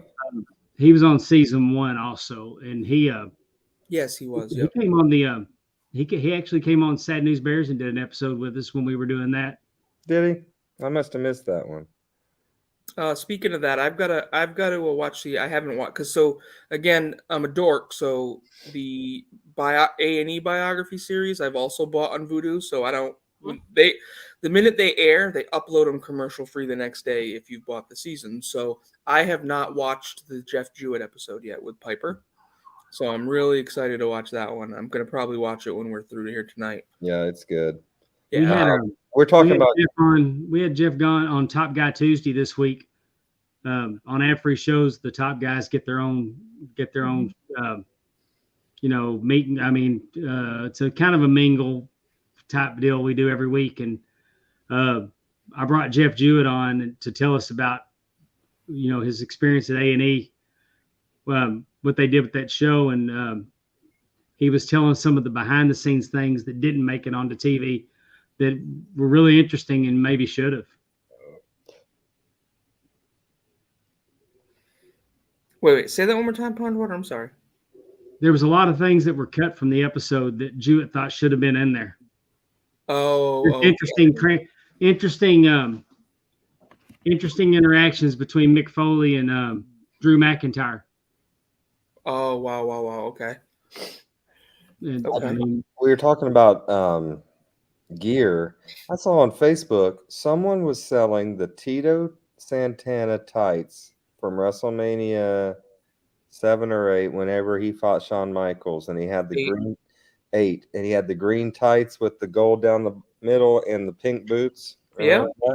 Those tights were being sold on Facebook the other day, and the guy said only serious offers only, which means 4 digits. So I'm thinking, can I buy these tights for $2,000? Like, is that what that means? Or like, I don't know. It seems like he wasn't selling them for that high. Well, see, let me that would be a cool piece of memorabilia to have. It would be, but how do you know those are the actual tights from WrestleMania 8?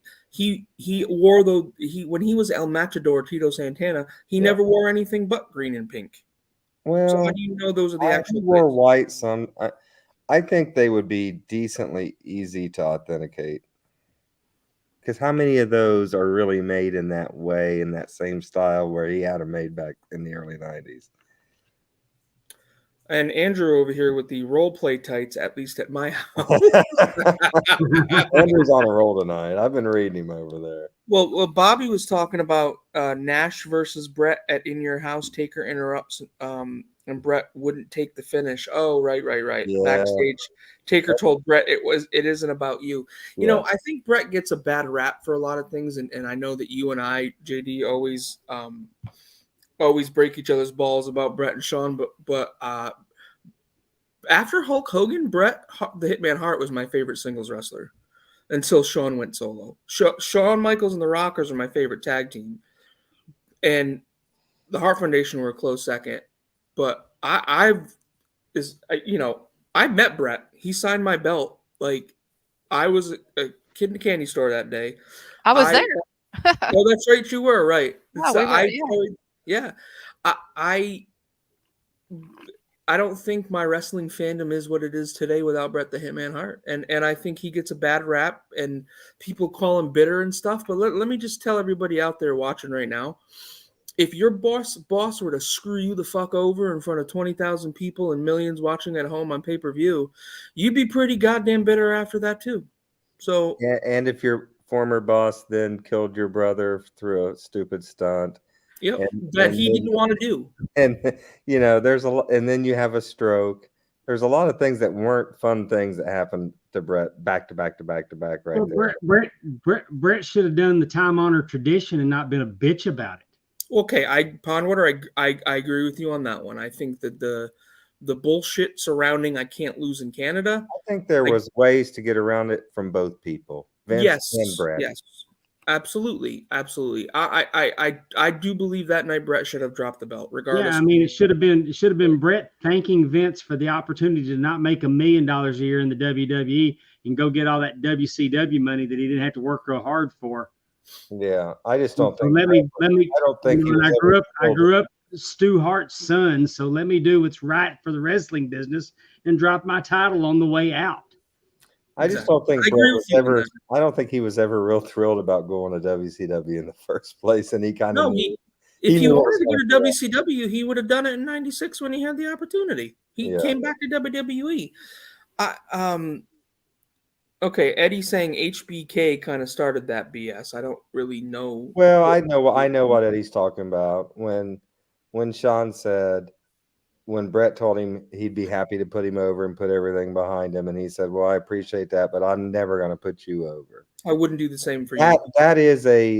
That poisons the water right there. I get it. I'm not saying it was right, but he also kicked Shawn Michaels' ass in the locker room and yanked his hair out. So I mean, Apparently, he didn't do it enough. Well, I'll tell you this: people don't realize it, but Brett was kind of a badass, right? I mean, Well, Yeah. I mean, when you've had your eyes squeezed out of your sockets as many times as he had by Stu, I mean, there ain't too much that's gonna bother him. but And I've never bought into that Vince couldn't afford to pay Brett. I'd never bought into that either. I thought that was No, it was HBK saying you need to get that asshole out of here. Yes, that was a BS excuse. And So I you believe think- that. And like I said, sometimes it doesn't matter what it is and what it isn't. It's what you believe. And that's what I believe. Mm-hmm. I believe that Vince chose HBK over Brett. Vince couldn't afford $1 million a year for a top talent. Right. I bet you that if we went and dug into it, there'd be somebody on that roster that got paid more than $1 million a year that came after Brett. Steve Austin got paid more than $1 million in '97, I would imagine. Now that might be off of merch, but still, he got paid more than $1 million in '97. I could see Sean probably must have hit that at some point in his career too. I mean, he was the top guy for a long time. I mean, business was down obviously, but again, what I was trying to get at is I have a lot of love and respect for Bret the Hitman Hart. I mean, I'll never forget watching Wrestling Challenge on a Saturday morning, and they're like, "And new World Wrestling Federation champion," and Bret comes out, and I thought no one knew it because it wasn't on a pay-per-view or anything. And it's good like old Saska frickin' tune. that's true. I mean, and then you look back, one of my all-time favorite pay-per-views, just because of the vibe, was I love Jericho doing the muscle with his foot on the chest. Yeah. What was it? It was an international incident. I can't remember the name of it, but it was that July pay-per-view in '97 where the crowd just pops for every member of the Hart Foundation coming out. Yeah. I'll never forget that. And that's Bret Hart. So Bret entertained me just as much as Sean did. I mean, one of my all-time favorite matches is Demolition versus the Hart Foundation at SummerSlam 1990. I mean, who opened that show? The Rockers and the Power and Glory, and Sean could barely walk. And the match I remember the most from that show is the Hart Foundation. So I have a lot of love for Bret too. It's just Sean's my guy, and Bret couldn't wrestle after '99, which isn't his fault. And Sean went on to have this incredible resurgence, which starts at this show. Really, I mean, he had his return match in summer of the 2002, but it really kicks off his in-ring return here at WrestleMania 19. It's so funny when we talk about people. When we talk about Bret or we talk about Sean, we talk about the other one. They're almost intertwined for the rest of their lives. I don't know if there's two people in wrestling that are more intertwined like that. Maybe Hogan and Savage, just because of their longevity together. Well, and then all the drama with and all the real life drama. I think that's the only thing that kind of holds a candle to the Bret Sean stuff, because there was real life drama in the Bret and Sean stuff too. Right. Well, I mean, that real life drama will bring it to you a little bit, right? I mean, you got to think, God, intertwined like that. You're right. I mean, who else can you really think of? I mean, you can think of really good feud storylines, but somebody that was so. Then, of course, there's Jericho mocking Sean, and then there's the nip up. Yeah. I mean, this is just a great match. The only other two people I could throw together is maybe Sean and Taker. But that's a feud. That's a feud, not but it's a long-term career feud, I guess, in a way. That's true. I mean, that's true. I mean, would you say that about Bret and Sean if the screw job hadn't happened? I doubt it, because you would only have Survivor Series 92 or whatever when they wrestled for the title, and Survivor Series 97 and WrestleMania 96. Right. Other than that, unless you know to go on Peacock and watch the original, ladders match between the two that was on whatever, no, I would say no without Survivor Series 97. And I think that's the icing on the cake and what wraps them up together forever. Definitely. Yeah, definitely. For sure. Well, now that we all did any of you, like Pondwater, when you were going into that Survivor Series 97, did you know what was going on? Did you, as a fan, know what was happening? That no, I didn't know that was going to happen. I Well, did. no, I'm saying, but no. So what I'm saying is like, I was what 17 when that happened. I didn't have my own. I didn't have a computer yet. I wasn't reading dirt sheets. I didn't know any of the backstage shit that like Brett was leaving, all that stuff. I didn't know if you knew anybody at the time or if you were reading Meltzer then. Oh, actually, I think I was reading a website called Scoops, and there was a guy named Al Isaacs who did posted wrestling stories. His name was Al Isaacs. He was a stand-up comedian too. But I used to check the Scoops website, and I believe at 97 I was doing that. Yeah, I was too. I had a website that I didn't have an internet at home, but I did at my work. But I never read it was going to be a screw job. I knew Brett was going to WCW. No, See, yeah, that's what I was going to say too, Frank. We didn't know, of course, the finish, but we knew he was leaving. I had no idea. When I'll never forget sitting in my bedroom. That pay-per-view was on. I'm watching it. I'm taping it, and the show opens with what could be Bret Hart's last match in the WWF. And I looked at my friend and I said, "What?" I didn't know. And even after the finish happened, I didn't know it was a screw job. I just saw Bret get up and spit in Vince's face, and the show goes off the air. I had no idea what was going on. As soon as I saw the finish, I was in 7th grade, and I started crying as soon as I saw the finish, and I said, F Vince McMahon, I'm never watching WWE again. I hate him. Like I knew exactly.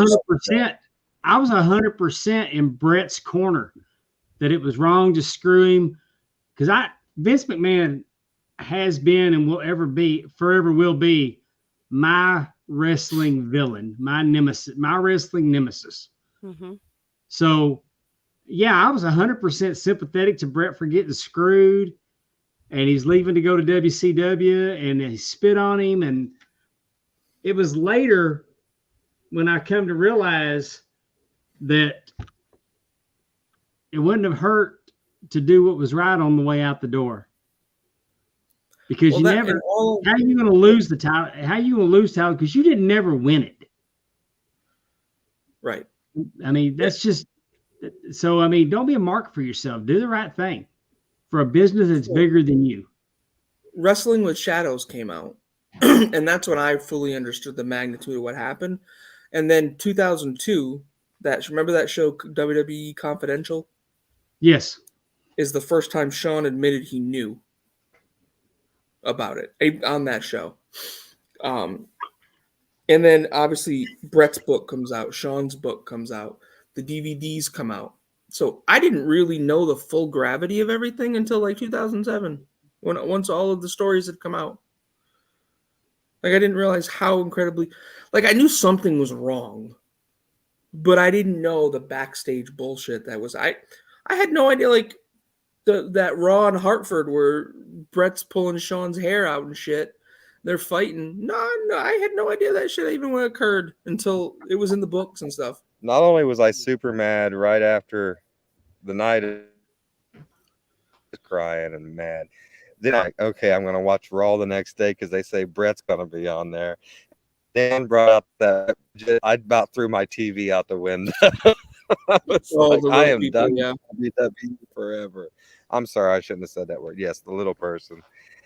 Super kick from Y2J. I loved how they were like trying to one up each other with their moves and stuff. Like again.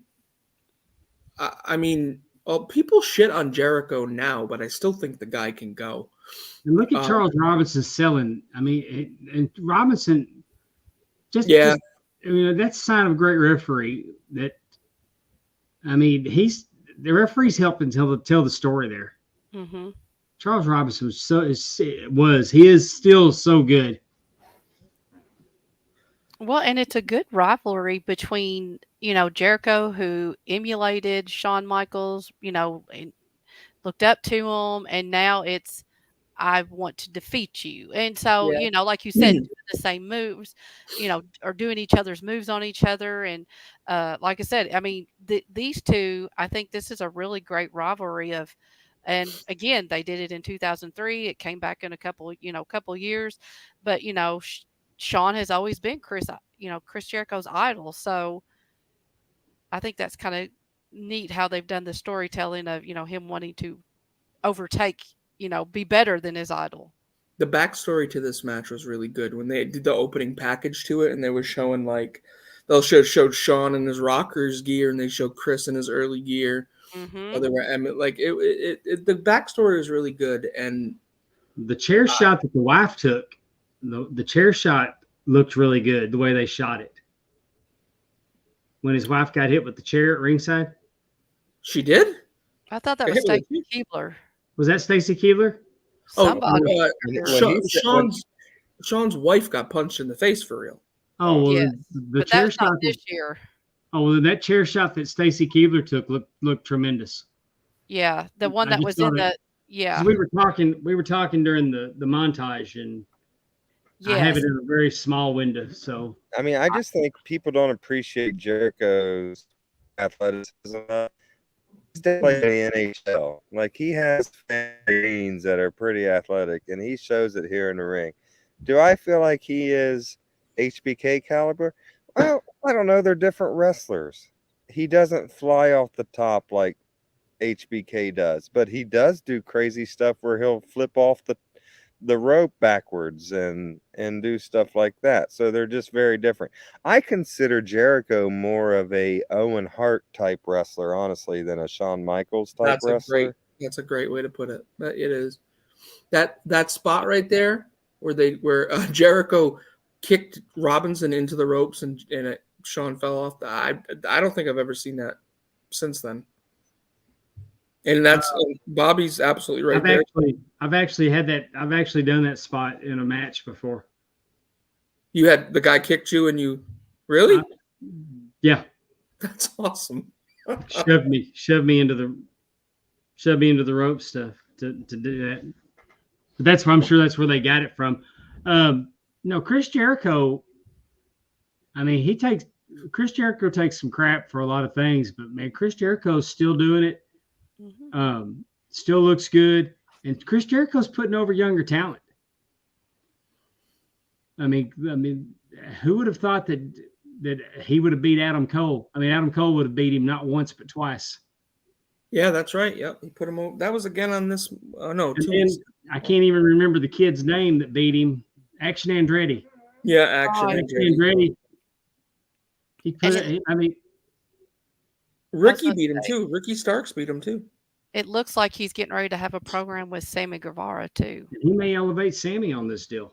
I hope so. They need to do something with Sammy, because I don't need to hear any more about Sammy's personal life. Well, everyone has tried to elevate Sammy, and it seems like he's just still. I don't know. I agree with you, Dave. I'm a fan of Sammy. I think he's a great wrestler, great look. I'm for it. I'm sure Hermes is for it. Maybe not as much scissoring, but I think that he is a fantastic wrestler. I don't know if he's getting too much of a push from the top that fans don't think he deserves yet. I'm not sure what it is with him. I really think that it was, and I could be just because I'm a female, I really do think it has a lot to do with him proposing to Pam, his fiance, yes. And then literally 2-3 months later, he's all over, Ty Conte. And so again, I just think, and then like you said, then it was just like all in our faces. And I really think that turned people off. Now I could be wrong. And then instead of distancing from it with the backlash, they leaned into it and made it even worse. But that wasn't good heat. No, that damage. I think that whole angle, I think, damaged them. And and Sammy has so much momentum going before that. Because I think people were like, she wasn't the first fiance was not glitz and glamour. She said, she'd been with him, like he proposed in the ring. Yeah, on TV. And then I think where he lost respect is I think what you're saying, Amy, he lost respect with women and guys, and the fact that, you're going to bring her on TV and say you're all in love, and then a month later you're like out on her, and now you're bringing in this new one, like everyone. Right. Well, and I think it's one of those things where she she had been with Pam, had been with him all when he was like wearing the big panda head or whatever he came out first, and he had been with him the whole time. And then she was definitely more plain, than Ty Conti. And then, you know, proposed to her, and then literally like 2 months later was with Ty Conti. And yes, I think that was just And nobody people knows what were really Team happened there. Pam. Yes, you're But right. nobody knows what actually happened between them. But everybody knows what they think happened. Yeah. Right. And Everybody that's why saw. I'm thinking I don't think he can be a baby face for a long time. Like No, he's not at gonna all. have to be a heel. Right. Well, I think they're going to want to try to, like you said, move past the Ty Conti thing with Jericho. Do you really want to be part of the Jericho Society or whatever appreciation society, and kind of being his own man? But I think a lot of women, which is kind of stupid, not stupid, but Oh, right in the pills. So real quick, oh yeah, sorry, we had the finish of the match, which was a great sorry. finish, and then we had the et tu brute moment. I'm sorry. I'm sorry. I love you. Right, right, yep, right. There's the spot. I'm Look at sorry. that. I love you. What was that Please, Cajun that please Frank accept just my said? foot to these nuts. Did Mhm. Frank just say something about crawfish etouffee? Because I'm in for that. If that's what I he said said. et tu brute from Okay. making reference to Caesar's assassination. Oh, okay. When he said Brute, I was thinking that Popeye. I said, where the hell Popeye come from? That's what. Popeye's never kicked anybody in the nuts. Remember, Julius Caesar was stabbed to death by the council, and Yes. his best friend Brutus participated. And when This is what he said. when Brutus the Barber Beefcake was stabbing him, he turned and looked at him and said "Et tu Brute," which means "and you, Brutus." Who's this referee? That's Sylvain Gagne, isn't it? Now see, Andrew Hermes, that was the type of history lesson we were looking for tonight, not Lyndon Baines Johnson. I'm just saying. English literature with Bruno. I think that this show shows that you will learn all kinds of information, literature, history, trivia. I mean, you just never know what you're going to learn on this show. There's That's something. right. There's some things I took out of high school. One of my favorite books or things we read was what the hell was it? I can't remember now. It was I can't remember now. Damn it! One of my favorite things. And I just drew a complete blank. That's right. And then the story of Julius Caesar's assassination. So Ben I'm Jones gonna in Australia says he's here to learn. Apparently, they don't teach about Julius Caesar in Australian high school, so he's you know learning what I like something. about Australia? Nobody really bothers them. Like, I mean, we're worried about all sorts of shit around here, but nobody Because they bothers. know that they're FAFO down there. Andrew, I see his comment about history in Latin. Andrew, I teach special needs, so leave me alone, will you? So I know we finished the Shawn match, but we've got Limp Bizkit again. And if you didn't know, so the opening song to the show was Crack Addict. He sang out Undertaker in the second match of the show, and they were introduced as WWE's favorite band, Limp Bizkit, and now he's out here singing again. So we're getting a whole Was he sing? Limp Bizkit concert mixed into this thing. Undertaker was coming out to Roland, wasn't he? Yep. Yeah. Yep. Ben Jones makes another good comment, and he does know something about Julius Caesar. He says Julius Caesar makes a damn good salad, and he's right about that. Did you know we got though? our boy El Karai. The Caesar Very salad was actually, it was created in Mexico, so it's not even from Greece. Oh, now here comes Amy with some knowledge. Look at Exactly. If you can prove it came from Mexico. Whoa! Pucker up, Dave. You'd have to be watching the video version to see what Amy just did. I'm gonna light a candle for you at church. I can hear them now. We don't do candles. We're gonna say, "What the hell are you doing, Dave?" And I was like, Frank, this is a couple weeks in a row that I've had to break up Pondwater and Amy. I mean, they are just going at each other these last few weeks. I'm glad you're here to break it up. I don't want to cause any problems. I'm trying to be less controversial in my old age. Amy's coming to visit for the beginning of July, so Yes, me and my I better sister calm and my down, or niece. I'm going to tote ass whooping that weekend. You going to Pondwater? You're going to Pondwater's house? Yes, my sister and my niece. My niece wanted to go to a show, and there is one in Vicksburg, Mississippi, on July 1st. Oh, Vicksburg, yeah. And so it's going to be me and my sister and her daughter, Ellie, and kind of a little girls' weekend. And we're going to go to the show, and then we're going to stay at Pondwater's house and then go home. So we are thoroughly looking forward to that. That's going to be really fun. So I'll tell you this. What we get to see on Mr. Pondwater's background does not do justice to the cathedral that he has in that room. I can only imagine. And then love memorabilia. I'm very like, oh my God, that's so beautiful. And I look at it. Jimmy comes over and goes, hey, look at this belt. And he grabs it off the wall. And I'm like, what are you doing? Don't touch that. Are you crazy? I was like, Pondwater said I could. I'm like, I don't care. It's not your house. Put it back. Like I was Exactly. Jimmy grabbed the United States title and he said, I think this is the one the great Muda told me that he wore when I was in Japan. Stop. Hey, but you know what title he didn't hold? Which one? The United National, the All Asian. Oh my God. It eluded him. No. That's his new nickname, All Asian James Elkerai now. That's what they call him. He's all Asian. All Asian James Elkerai? James, I was looking at Elkerai talking. James Elkerai's in the chat. But Elkerai's nothing. He's everything but Asian, I think. Oh, so James said in the chat, he goes, hey, can you propose to a woman on TV, then say you aren't with another female, then make out with her on TV? No, you cannot. But Sammy can. Not in Kentucky, at least. Not in Kentucky, Amy. Maybe somewhere else.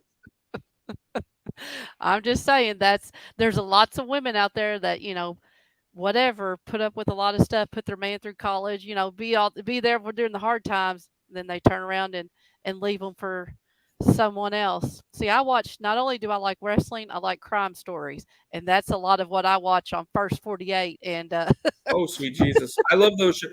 So, Amy, before while I was packing, leaving for Rhode Island, I was watching a lot of the First 48, and a lot of it was happening in Mobile, Alabama. Yes, or in Louisiana, Tulsa, Oklahoma. Tulsa as well. There. Yeah. And I'm like, where the hell am I about to go? What is happening right now? So, although it was kind of sombering to pass over the Green River here. We all know what happened at the Green River. That, you know what? Yes, you're where you are is where the earlier serial killers came from. So you've got a lot of that kind of history going on. But good shit. Good shit. Yeah, got some good stuff out there.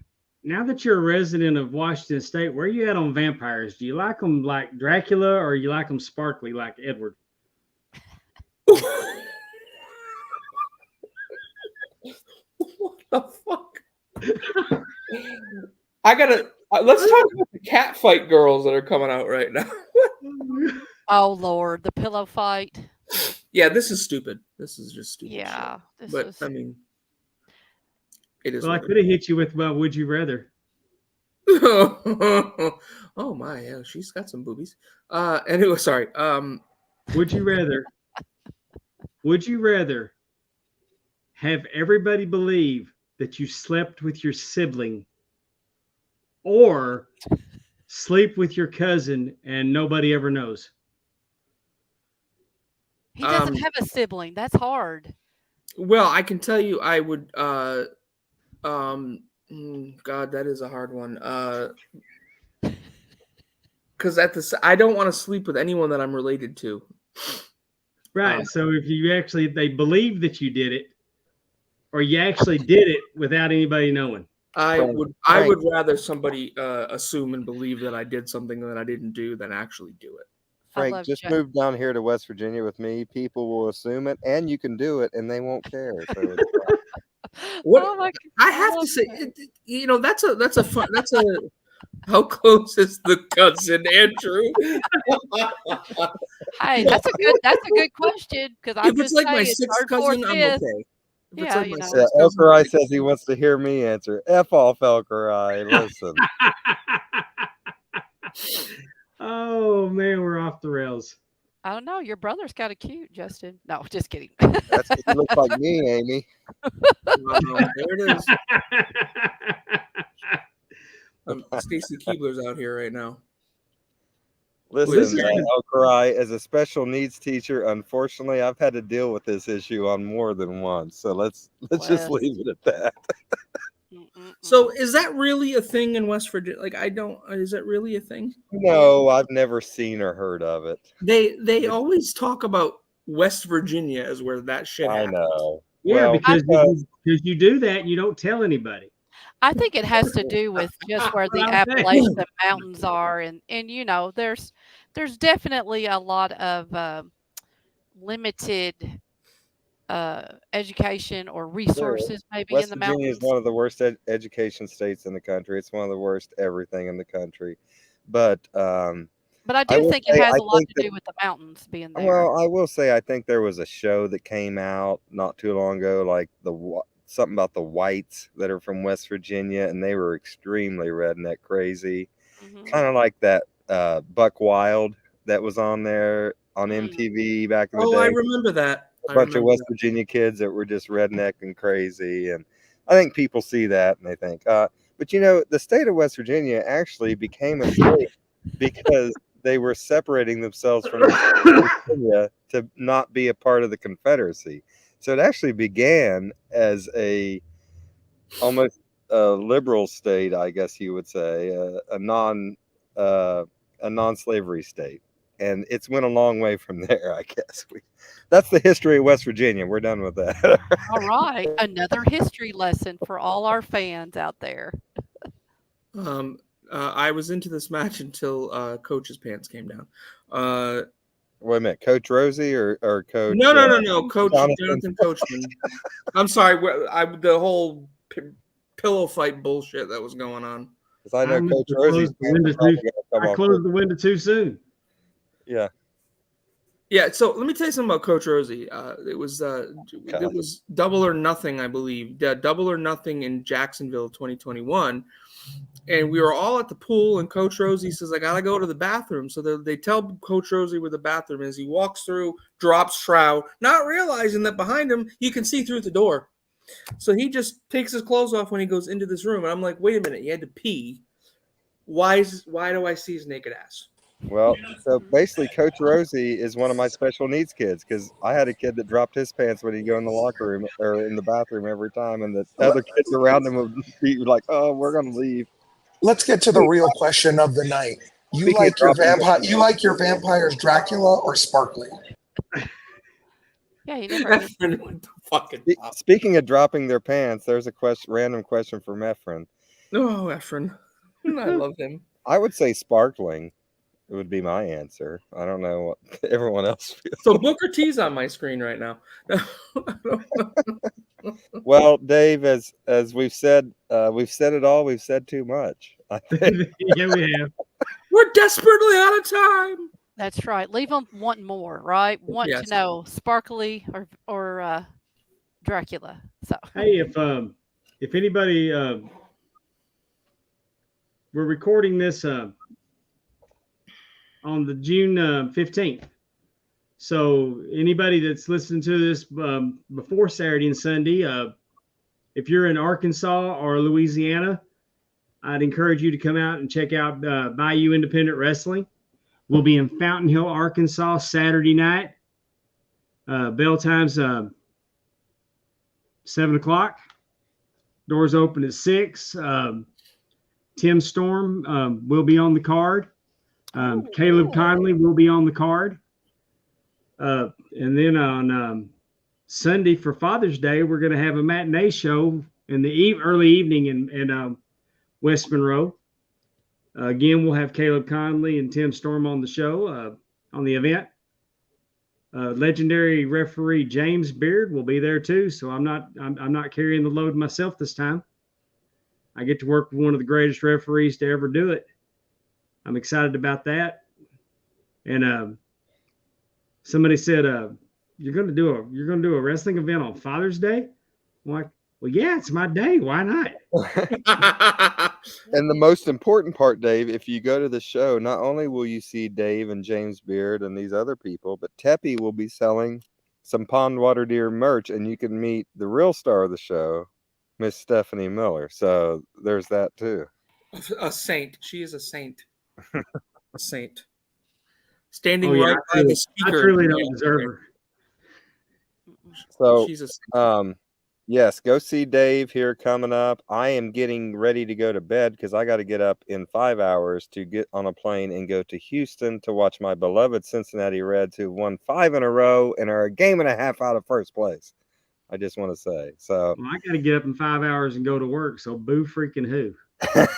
I'm gonna go watch some TV because it's only 8 o'clock here. Exactly. well- I work for the school system, so I'm You off. done like me. I'm done.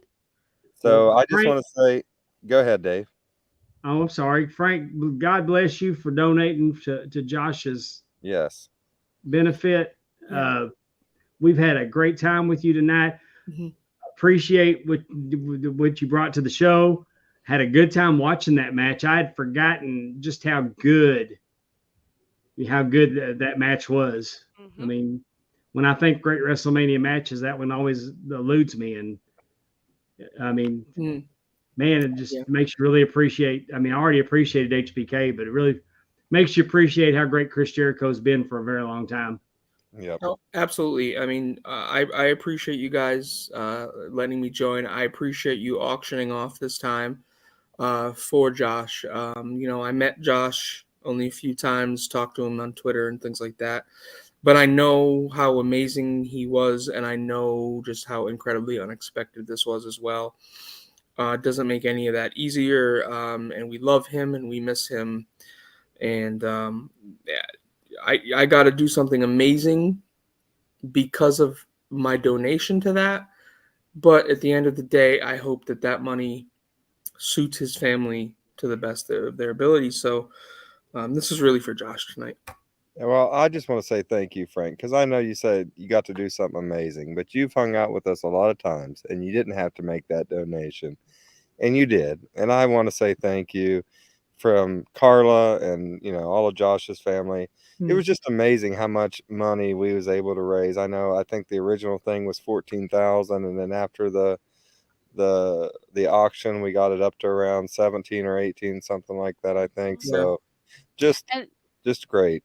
And if you listen to FFP, Tim mentioned that Carla said that she had gotten about $6,500 through the community mailed to her personally. So Wow. there's even more, even more And I know will be that donated. And I know what she's going through. That's pennies in a pond, but we just want to try and help, and we thank you, Frank, for helping. We love Josh. We miss him dearly. This Frank Bruno show is Josh, and I just want to say thank you to Frank for doing that, and all of you who bid on this, including Eddie and others. I guess we're done here, and on behalf of Frank Bruno and the First Lady of the Arn Anderson Fan Club, Miss Amy Vaughn, and of course the Pond. This is Justin Davis saying, please take care of yourself and each other. And thank you. And we'll see you next week from the Frank Bruno Show. We'll see you next week on Talking Wrestling with Pondwater Dave. So long, everyone. Bye-bye.